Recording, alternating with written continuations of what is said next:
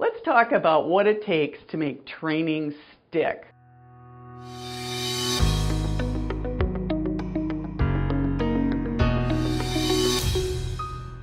I can't tell you how many times I have spoken with healthcare leaders who tell me, we've done that, it didn't work.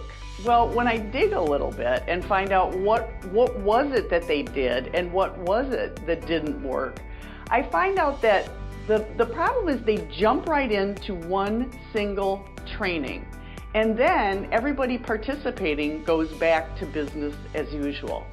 Well, training that sticks requires a four-pronged approach, of which training is only one of those steps. The first step is to do some pre-work, to think about the mission, vision, values. How does this particular training pertain? How do you connect the dots back to what you learn in this training and how it fits in delivering on your mission, vision, and values?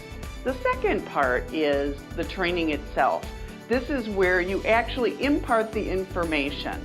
But again, you've got to ensure that the content is linked back to the mission, vision, values. And that it can't be just instructional. It's got to be motivational too. You know, to help each participant to see, what does this training have to do with the work, and then what does that have to do with us being a better organization? The third step in the four-pronged approach is the coaching and feedback. After people have attended a class or taken a course, what happens back at the department? What is happening when they come back with their newfound skills? Is somebody there to coach them? Is somebody giving feedback? Is somebody encouraging? Is anybody holding them accountable? And then lastly, the fourth prong is reinforcement and recognition. Giving people recognition for the progress that they've made as individuals, but then as an entire department as well.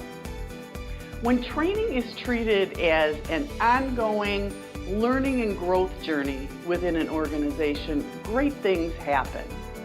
Find out more about how you can make training stick by contacting us at the address or the phone number below.